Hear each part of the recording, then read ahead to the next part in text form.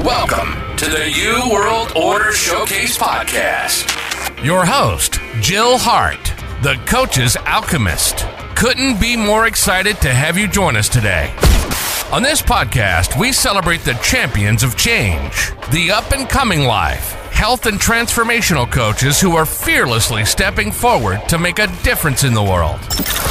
Get ready for inspiring stories, practical tips, and powerful moments that will motivate you to make a positive change in your life and those around you. We're happy to have you join us on this incredible journey as we dive into the world of life, health, and transformational coaches who are lighting up the path towards a better tomorrow.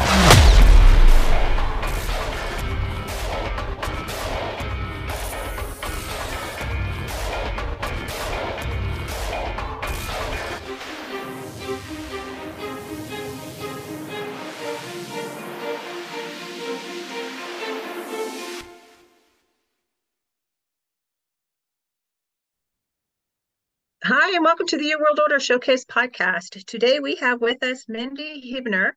She's the go-to mindset mastery coach on a mission to help you show up for yourself in a way you never have before. Welcome to the show, Mindy. It's so nice to have you here. It's lovely to be here. Thank you.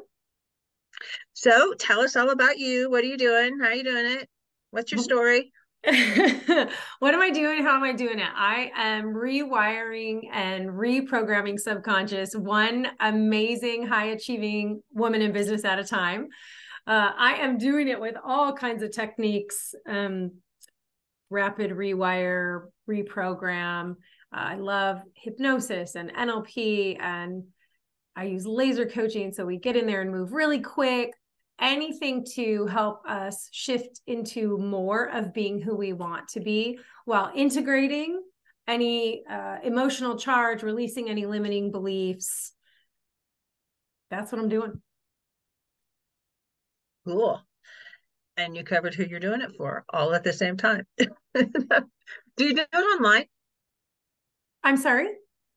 Is it all online? Yes. I do. Obviously, if we were in the same city, we'd hang out and then we'd do that in person. But yes, my clients span the globe.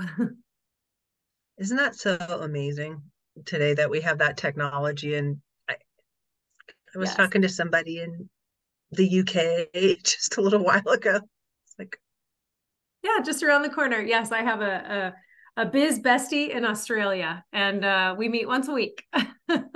Yeah, my VA's in Australia too. It's just like the world has shrunk for sure. We're so connected. Yes, definitely. We are definitely connected. So how would your coaching look? I mean, I know that you do mindset mastery, but I mean, what does that really look like? Yeah. So it's twofold, because one side of that is the limiting beliefs, the self-sabotage, the disempowered habits, the ways of being that aren't serving us, the identities that are stuck or conflicting. And so on that side, it's revealing that, it's releasing that, it's integrating that, it's working through what is making me make these choices, how can I show up differently.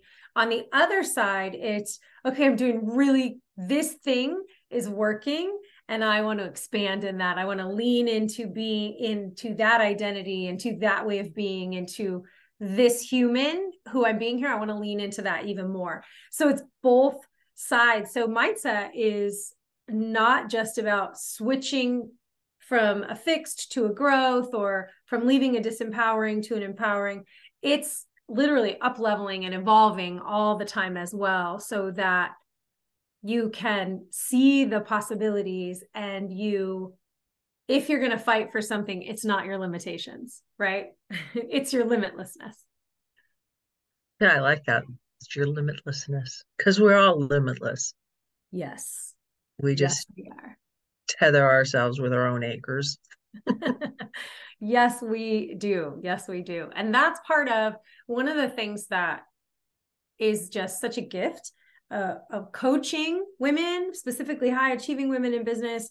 I hold the space for their limitlessness while their belief catches up. this is something that is just a gift, not only to me, but that I have to really be able to hold that safe, sacred space so that they know they can come in authentically, lay it all out, and evolve and shift at their pace. That's really a good skill to be able to offer to people, because not everybody can do that. What kinds of problems would people be experiencing that they would recognize that they would need your help with? Absolutely. So you may recognize perfectionistic tendencies.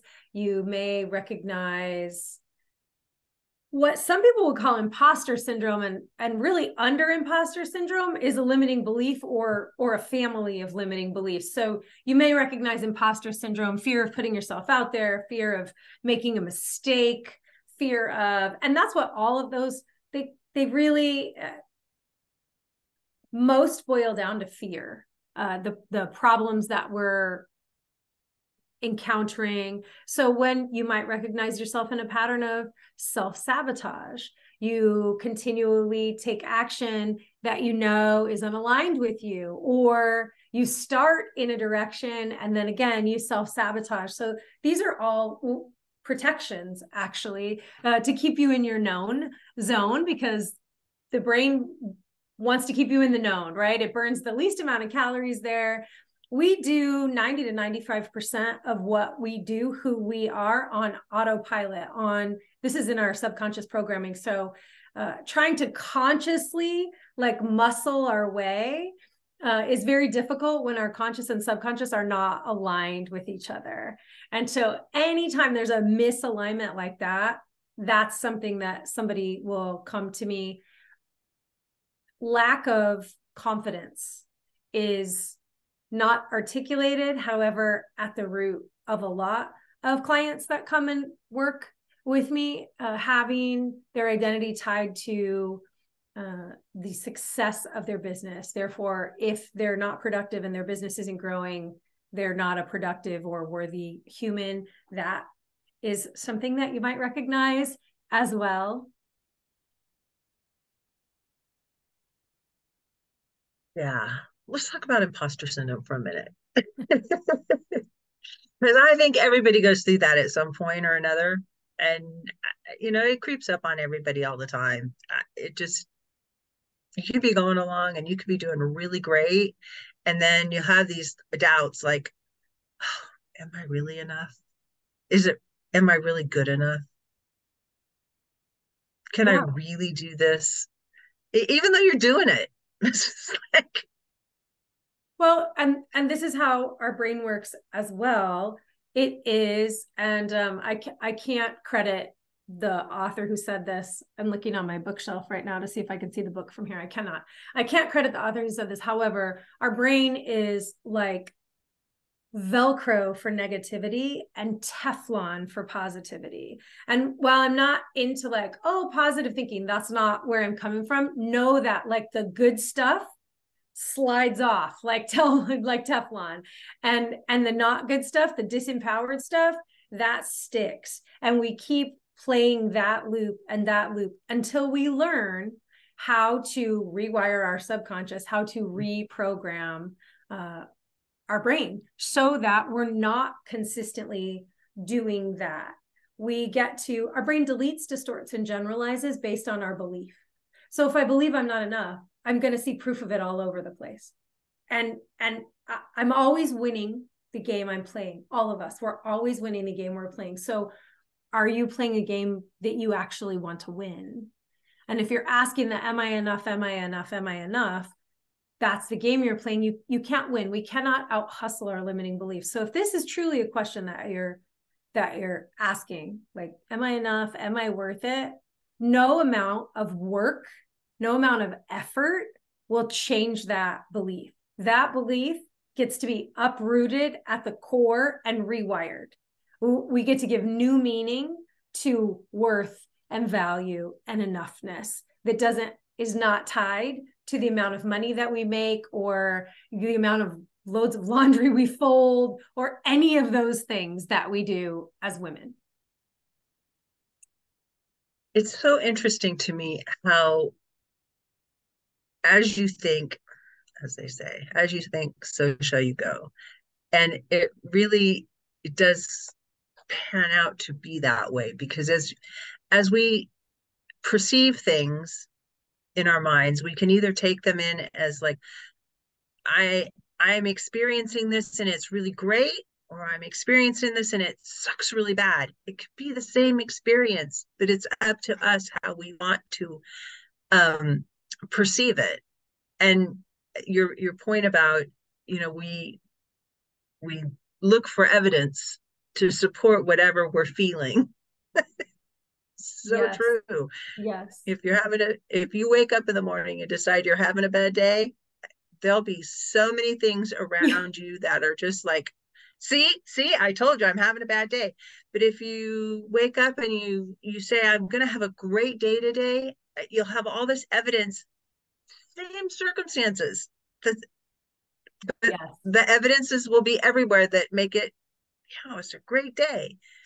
We're that powerful. I want, that bears repeating. We are that powerful. We can shift something on a dime like that. We think a thought over and over again, habitually. It becomes a belief. It becomes an I am statement. Those are some of the most powerful words in the world. I am. What are you putting after I am? This is a window into so many things and so many areas where you can rewire your brain. So we think it, we believe it, it becomes a belief, it creates feelings in us. Does a thought come before an emotion? I don't know, who cares? They come because they feel like they come at the same time, don't they? It's hard to know. And then they generate chemical responses. Exactly. And then we create habits to prove this thought to ourselves. This is how powerful we are. So if you're noticing that you're showing up in a disempowered habit, a habit that is no longer serving you, it started right here. It started with a thought that you thought habitually. It became a belief. Okay, well now, if it's a disempowered habit, we can reverse that. It's a limiting belief. What's a limiting belief? A belief limiting you from everything you deserve and desire. And so we do whatever is necessary to reveal and release that limiting belief. And there are little things you can do that are so easy to try to like help shift your mindset. When I first started doing it, I used to I wrote in, it was removable marker, but on all the surfaces that I could write on, that I am enough. And it just started there. And it was a huge mindset. It didn't take all that long for me to, like, anytime I started running a negative loop in my mind, there was those words. And it became kind of a joke among our family. I put it in the bathroom to begin with, and then my husband came along and he wrote, "Me too, I'm enough too." And my daughter came along and she said, "Oh yeah, I'm definitely enough." And she is definitely enough. She's always been enough. um, but when you start doing those things for yourself, you actually are helping those around you too. Absolutely. Absolutely. So I love that you brought up what I'll call those affirmations. And really, like, there is a school that thinks, oh, affirmations don't work at all. Well, here's how an affirmation can work for you, or looking at something and repeating it to yourself. If you need to stair step that affirmation, like, you can say, I'm a woman who is ready to allow myself to be enough. I'm a woman who's getting ready to allow myself to believe I'm enough. Like, set yourself up, go as far back from it as you need to then stair step up and stair step up. I'm a woman who can believe she is enough. It is possible. Maybe I'm not believing it right this second. However, I'm stair stepping into it. And as a side piece that you get to do with that, well, how will you know when you're enough? What does that mean? What is the meaning that we've given to it? Because once we get clear on what this means, now our brain is going to delete, distort, and generalize. Our RAS is going to start to filter in the direction of, Well, that's my proof right there. Because I said enough looks like this. Okay, great. Like now we have something to go towards. And is your definition of enough, is it true? Is it kind? Is it right? Like, what is it based in? Is it someone else's definition? Because that's no good. Like right away, if it's someone else's definition, it's never going to serve you. It's never going to feel 100% aligned because it's not your definition. And you can make up anything you want. That's the beauty of it. You don't have to like depend on somebody else to tell you what's enough or what enough looks like for you. You can just, like I said, you can just make it up. Your imagination is your greatest tool because if you can imagine it, it can happen. Because your brain does not know the difference between real and imagined. I love that you just perfectly segued us into the next piece for rewiring your brain to start showing it the proof that you're a woman that you can show up as. So your brain doesn't know the difference between real and imagined. And one of my absolute favorite tools for setting ourselves up for success is called mental rehearsal. Olympic gold medal athletes use this. Top performers use this, musicians. Mental rehearsal is you casting a vision, so seeing, but it's not just seeing because it's hearing and feeling and tasting and smelling from the beginning to the end, the well-formed outcome. What's an outcome? A result. An outcome is what I can actually hold in my hand. So a goal is an aim, it's a purpose, it's a direction. Those are essential. A goal is different than an outcome because there's plenty of times we set goals and don't get them. So the outcome is not the same as the goal, right? So when we have a well-formed outcome, I want to drink 8-ounce glasses of water a day because hydrated women run the world. Because when I drink water, I like all the things, right? So if this is our well-formed outcome, and I want to mentally rehearse that because my brain doesn't know the difference between real and imagine, I'm going to see myself wake up in the morning. I'm going to see myself having that very first glass. I'm going to see, and I'm going to taste the water going down. I'm going to feel the glass in my hand. I'm going to hear myself saying, way to go. You already drank your first glass of water. I'm going to hear the timer on my phone ding saying, hey, drink your second glass of water. I'm going to see the sticky note on the bathroom mirror when I go in there at lunchtime that says, hey, how much water have you had today? Gorgeous.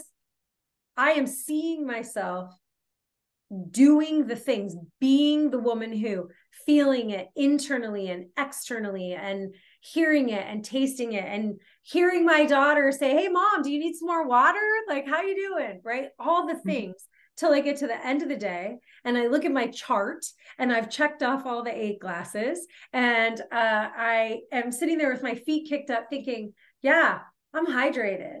I'm a woman who's hydrated. Like I did it. I know that's a silly example. However, this is what we get to do. We get to set ourselves up for success in whatever we want. Immersion, like seeing, hearing, tasting, feeling, smelling. This is how we get our subconscious in on the game and we align our conscious and our subconscious. If we just say, I want to drink 8-ounce glasses of water a day, and even if we just write it down, that's a conscious goal set. A subconscious goal how you get those is when you tie in pictures and sounds and feelings. Yes, you become that. Mm-hmm. I am the woman who drinks 8 glasses of water a day. Exactly. And there you are. And then you're drinking 8 glasses of water a day because that's who you are. That's your identity. Exactly. You need to you need to identify with whatever the thing is that you want to, wherever you're trying to get to, you actually need to be there already. Yes. It may not. You get to be there already, right? You get to create something that is so compelling, have your why be so compelling that more often than not, you're going to be casting votes towards being that woman. Because identity is the magic, right? That's the secret sauce. Anybody can force themselves to drink water one day. Like anybody can drink 8-ounce almost anybody can drink 8-ounce glasses of water in one day, right? However, to be a water drinker, that's a whole different thing. We don't want to read one book, to quote James Clear. We want to be readers. Big difference in that. And that's all about identity and casting those votes. And the only way to cast a vote is to know where I want to go. What am I casting a vote towards? What identity and what outcome? Yeah. And it's okay to try them on. You don't have to like stay in the identity that you're assuming. If you don't like it, you can change it. It's not like you have to pick and then you're stuck there. And this may sound like a silly analogy, but people do this all the time when it comes to work and jobs and careers and education. They spend a lot of money to learn to be a doctor, and they get to be a doctor and they realize they hate it. It's awful. It's nothing like what they thought it was going to be, but they've spent all this money and they have this identity as a doctor, and everybody looks at them that way, and they're trapped in this situation where they don't feel they have any options. This happens with people in business too, with entrepreneurs. Oh, for sure. It's you can get to a point where you just really hate what you're doing. You don't have to stay there. I mean, you're just trying it on. Try on something different. Thank you so much for saying trying it on and not try. Because there's no such thing. There's only do or do not. I can't try to put my glasses on. I either try them on or I don't. And so when we try something on, we slip into it, right? We put the skin on of that. We try the shoes on and we walk around in them. Then we can decide. If we all know if someone says, oh yeah, I'm going to try and get there, probably not going to happen. If we are being people who get there, right? If we're trying on the identity of someone who gets there, then we're going to get there until we decide this isn't working for me. And the beauty of identities, here's what a lot of people don't know either. We cycle through identities constantly throughout the day. So before we got on this podcast, you could have been in the identity of mom, right? I was in the identity of wife, answering my husband's text. I also was in the identity of CEO, talking to my VA. Now, I wouldn't be in the identity of wife while I'm talking to my VA. And right. And you didn't come here as a mom, you came here as a podcast host, as the coach's alchemist, right? Like we cycle through identities all the time. It's when they get stuck and when they're conflicting with each other is where we want to run into trouble. And this is when we say things like, I'm stuck, or I'm frozen, or I don't know what to do next, because we have conflicting identities. Yeah, it's the I don't know what to do next thing. I think that gets most people stuck, or I don't know how to change where I'm at. You've decided that you're going to do something and you get well into it, and then you're like, I don't know where to go from here, because you haven't been able to identify with whatever that next step is. Maybe you just don't know what it looks like. Yes. There are 7 essential keys to creating anything that we want. And the first key is knowing what we want. And this again, lots of times we know what we don't want. We can pretty clearly articulate how we don't want to feel, what kind of relationship we don't want, what we don't want our bank account to look like, what we don't want a client experience to feel like. We can articulate the don'ts pretty quickly. So then we just flip that over to figure out, okay, well, what do I want? So we want to be moving towards something. There's a whole lot more energy in moving towards something than moving away. Although moving away is a good catalyst, it's not sustainable. So what do we get to move towards? So that's the first thing, knowing. And it's got to be, and when I say got to, it's essential, not you have to. It is essential for you to create the success that you want, and whatever that is, it is essential that the outcome and who you get to become on the way is so compelling that more often than not, you're going to cast those votes. So knowing what you want, having a really clear picture of how you want to feel, what it's going to sound like, what it's going to taste like. Again, we're going to align our subconscious to that. And then taking aligned action. And when we know what the direction is, Then we can take action. After we take action, we get to check the data. That's step number 3, check the data. Data is just that, it's data. Data is either going to tell us we're killing it, we're going in the right direction, keep doing what you're doing. It might tell us, okay, this is pretty good, let's tweak this, let's change this, and then it'll be even better. Or the data might tell us, yeah, this isn't working, it's time to regroup. At no point does the data say, you're not worthy, you're not valuable, you suck. The data never says that.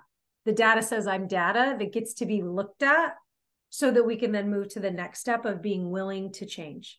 Are we willing to change some action that we're taking? Are we willing to change a belief that we have? Are we willing to change a circumstance? Are we willing to change a relationship? And when I say relationship, well, that could be a relationship with another human. It might be, I was just on a call yesterday, and someone realized it was time that they be willing to change their relationship with email marketing. So it might be your relationship with time. It might be a relationship with money. It might be your relationship with social media or email marketing. So really think broadly in that, are you willing to change? So that you can then go back to taking action and checking the data and seeing, oh, okay, so I was willing to change this. And now look at the results. And if you're not willing to change, go back to knowing what you want, because I'm going to say you probably don't really want that.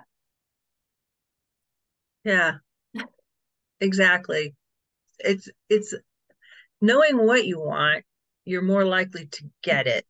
And the more clear you can be on knowing what you want, the more likely you are to get that versus letting the universe fill in the blanks. Well, you will be able to take more aligned action. And again, here we're back at your filter, we're back at your RAS. When you know what you want, you can then be looking for proof, for solutions, for ways of getting there. When you know what you want, the universe can then send you ways and solutions of getting there. So knowing what you want, taking action, checking the data, being willing to change. There's 3 more steps. Gratitude is not the next step. Joy and ease is the next step, like excellence, showing up in excellence, which is your personal best. Like what feels excellent to you? What feels excellent to me is joy and ease. So you're going to be hard pressed to find me doing something that I can't cultivate some joy and ease in. Now, will the whole thing be joyful? No, because email marketing is not all joyful to me. However, I can find joy in it. And will the whole thing be easy? It is definitely not easy for me either. The tech likes to get me all the time. However, I am a smart driven woman, and I will find ways to bring in more ease into those things. So when we do that with the process, when we show up at our personal best, not in comparison and not looking for perfection, wow, the whole process just got a whole lot more joyful and easier. Gratitude as a foundation, and then being in alignment. Like when we're in alignment with our core values, when we're in alignment with what we say we want and the actions that we're taking, we become unstoppable. That is so true. And it always starts out difficult in the beginning, as Robin Sharma says, messy in the middle, and beautiful at the end. So give yourself a chance to at least get started in something before you say, oh, this isn't for me, because it's going to be hard. I was talking with somebody on a call this morning about authenticity, and being your authentic self. It's difficult in the beginning. It's difficult to just stand up and say, this is who I am. Mm-hmm. Mm-hmm. When you may not actually be that person just yet, but you can identify with it and you can stand up and say that. And then as you get into action, it's going to be messy in there and things are going to go wrong and sideways. It's okay. They're learning opportunities. They'll help you with your story later on. The old thing, you just, when things aren't going your way, yell plot twist and do something different. Exactly. I love that. And then as you get really good and comfortable with it, it is a beautiful thing. It's where other people look at you and go, wow, you're just a natural at that. Well, nobody's just a natural at anything. Even, the virtuosos. they had to put a lot of work in. Maybe Yes. they were gifted, but gifted doesn't mean excellent. And Exactly. It doesn't excellent mean isn't mastery. excellent isn't necessarily perfection either. Mm-mm, mm-mm. There's a big difference between those two. Yes, yes. Excellence is a core value for me, and it literally means joy and ease.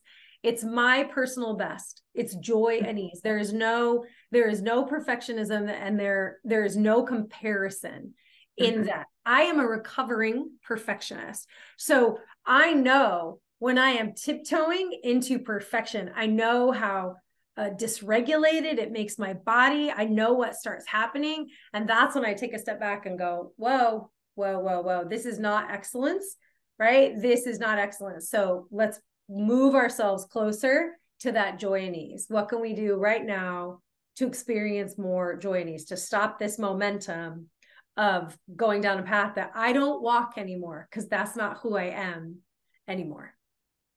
Yeah, and then you can set boundaries for yourself. Like, Mm-hmm. I'm not that person anymore. I don't have to I don't have to go over there. I am a person who something positive. Yes, something more empowered for yourself. This is a great little tool that I use with my clients. I call it the pink elephant habit mantra. So if I said to you, whatever you do, don't think of a pink elephant. Don't think of a pink elephant, Jill. Don't think of a pink elephant. Okay. Almost everyone is thinking of a pink elephant because your brain doesn't hear don't. It only heard think of Pink a pink elephant. elephant, which is why if you've ever said to your children or someone else's children, don't spill the milk, don't drop that, don't, what happens almost every time it happens? Because all they're hearing is spill the milk, drop that. So that being said, if you start to fall into an old habit that you have shifted away from, what won't help is saying like, do this instead, don't do that, do this instead, don't do that. All it's here, right? Eat the cookie, don't eat the cookie, eat the cookie, don't eat the cookie. All my brain's hearing is eat the cookie. So instead, when an old disempowered habit shows up, because you're not your habits, so you get to look at the habit and say, oh, I see you, we broke up. I said bye to you, and now I'm going to move my attention. We're also not pretending like it didn't exist or didn't come up, because that's like pretending the tea kettle's not screaming. That's like a pressure cooker, right? We are completely acknowledging, I'm like, oh, hello, perfection. I don't need you anymore. I thought you were some kind of protection for me, but we broke up. So I am moving my attention to all the joy and ease I created, not needing to be perfect anymore, not needing to set such unattainable standards for myself. And I shift my attention. We're never in like, oh, I should. We don't guilt or shame ourselves. We go, from now on and in the future and next time, I'm gonna XYZ. We give ourselves space and grace to evolve, because that's what we're doing every day. And when you put it in terms of something positive, and I'll give you an example of that. I've embraced sobriety, and I phrase it that way because I haven't quit drinking. I'm perfectly capable of drinking alcohol. I didn't have to stop for any reason. I just chose to embrace sobriety. And I've quit drinking before, and it never really lasts. But in embracing sobriety, I'm moving towards something positive. Mm-hmm. I've had all kinds of really great experiences because of it. And I don't have any desire to drink. I mean, it's not that I'm telling myself I can't. I'm just choosing something that's in opposition to it that I want to move towards. Beautiful. And it is it's been amazing for me, but it's just the idea of telling yourself I'm not doing this makes yourself want to do it. And your tip about the don't with little kids, I learned that early on in my parenting role. It is so true. You just have to tell them something positive to do instead. Like, don't touch that outlet. Hey, look over here. They'll look over here and they'll forget about the outlet. But if you tell them don't touch the outlet, they're going to have their fingers all over it. Well, and to your point about embracing sobriety over quitting drinking. So this is a beautiful example of several things going on here. First of all, this is a reframe. So in NLP, we call this a reframe. You have reframed the exact same situation to have more gains in it than losses. And this is what our brain wants, right? We want gains. We want to feel like we're winning all the time and we're getting all the things. Mm-hmm. You also moved from an away from goal to a toward goal, right? Mm-hmm. Again, there is a way it can be a catalyst. Like the first thought can be, I need to quit drinking. Like for me, this is a decision that gets to be made. So that could be the very first thought, that catalyst. And then the moment that we flip it to a toward goal, now I'm becoming the woman who's embracing sobriety, as opposed to moving away from the drinker, right? The person who wasn't sober. This is a whole different kind of energy. This is the difference between hating ourselves away from something and loving ourselves towards something, right? People in anytime they want to get healthy, lots of times, like there's a that's it, I'm done. And we can't, the energy of hating where you're at is not sustainable. It's a good catalyst, but the moment we can flip it to loving myself enough to move forward towards this outcome and being this human, that's a game changer. That changes everything. More gains than losses. That's what we're looking for. That's how we reframe. And then you tie into it a mystical experience, which I had, and it's just like, hey, my life just changed on that day. I had the hawk that came and messed with my hair, and in an impossible situation. I mean, it was just really a mystical experience, but it happened on just that day. Amazing. On the day you'd made the decision? Yeah. Yeah. Yeah. Beautiful. It's totally supported, right? This is bringing the unconscious conscious. I've decided this, and now I'm going to get from the universe or God or source or whatever you call it. And now I'm going to get like proof. I'm going to get all kinds of evidence when you're open to the evidence, when you've brought the unconscious conscious. Yes. Yeah. So that was just like the whole package for you. Beautiful. Right there. Beautiful. It's been a great journey, but it is a practical experience showing that the way that you help people really does affect a change that is, it's life-changing. And it doesn't take very long to get there. It's just doing a little bit of, and we're constantly evolving. See, that's the beauty. So when someone works with me, we're shifting limiting beliefs and we're evolving. And now, like, what's the saying? New level, new devil, right? Okay, now we're at this new place and we're expanding and evolving. Oh, now some other stuff's coming in, or other ways of being that I want to embrace and embody. So what's the best plan of action there? How do I set myself up for success there? And that's the beauty of it, right? That momentum that you get to keep once you have shifted out of those limiting beliefs, embraced a new way of being, a new identity. It's the momentum and the support and the accountability to help you keep going in that direction. Yep. And it's just amazing. So I know that you have, is it an e-guide?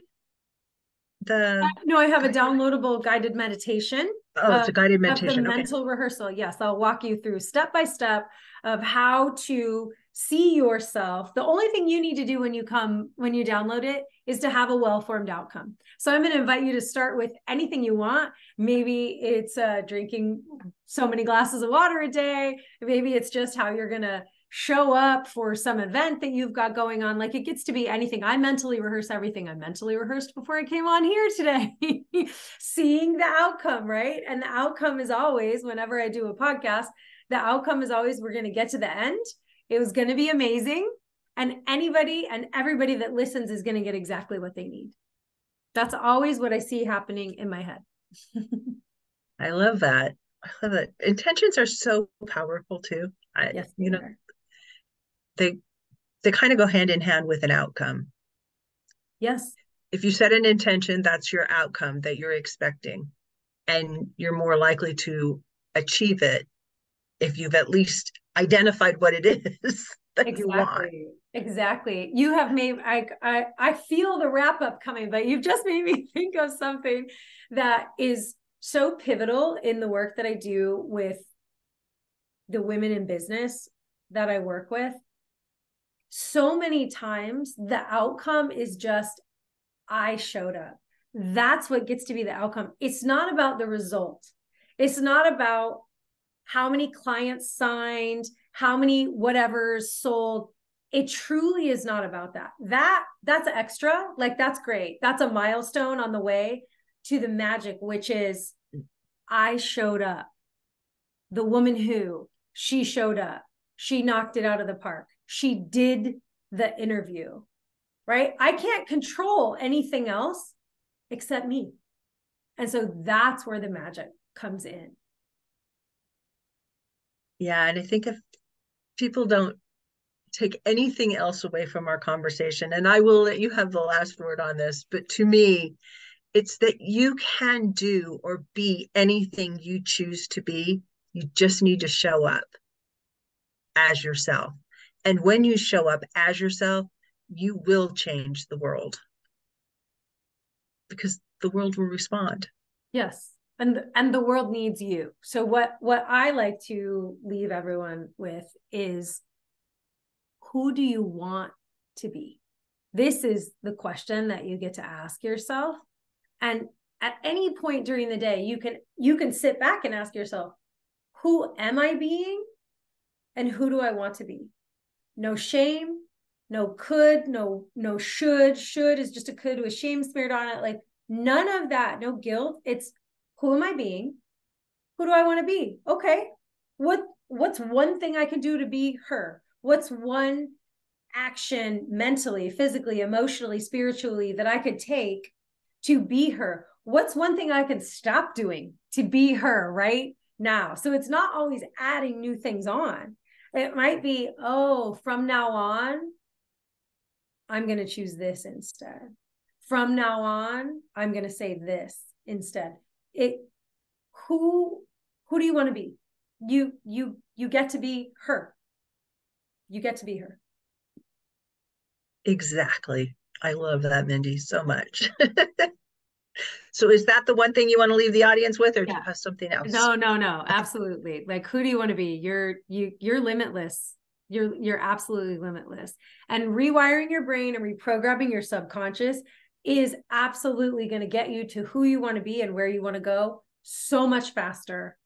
So much faster. And it can happen quickly. That's the thing that always blows me away. So how do people get in touch with you? Yeah, you can find me on Instagram at Mindy Huebner. I'm Mindy Huebner everywhere. So literally, if you put my name in any search engine, you're going to find all the ways to connect with me. And I know you're going to share the downloadable guided mental rehearsal meditation with everyone as well. So I can't wait to hear about your successes with that as you start to rewire your brain daily. Yeah. And be sure and contact Mindy and let her know how it's working for you. Oh, yes. Please. I want to hear all the success stories. Absolutely. I want to hear all the ways you're shifting, for sure. Awesome. Thanks so much for joining me, Mindy. Thank you for having me. Thank you so much for tuning in to another empowering episode of the You World Order Showcase podcast. We hope you've enjoyed hearing from our incredible life, health, and transformational coaches who are making a profound impact on the world. Remember, change begins with you, and you have the power to transform your life and the lives of others. If you want to take that next step and unlock your true potential, visit thecoachesalchemist.com, where you can find the 3 ways we can help you for free to spin your talent into gold with clarity, a system, and a plan. Don't forget to hit the subscribe button so you never miss an inspiring episode. And if you enjoyed today's show, we'd greatly appreciate it if you could leave us a review on your favorite podcast platform. Your feedback means the world to us and helps us reach more people with our positive message. Stay connected with us on social media for updates, behind-the-scenes content, and upcoming guest announcements. You can find us on Facebook at The U World Order or simply visit thecoachesalchemist.com.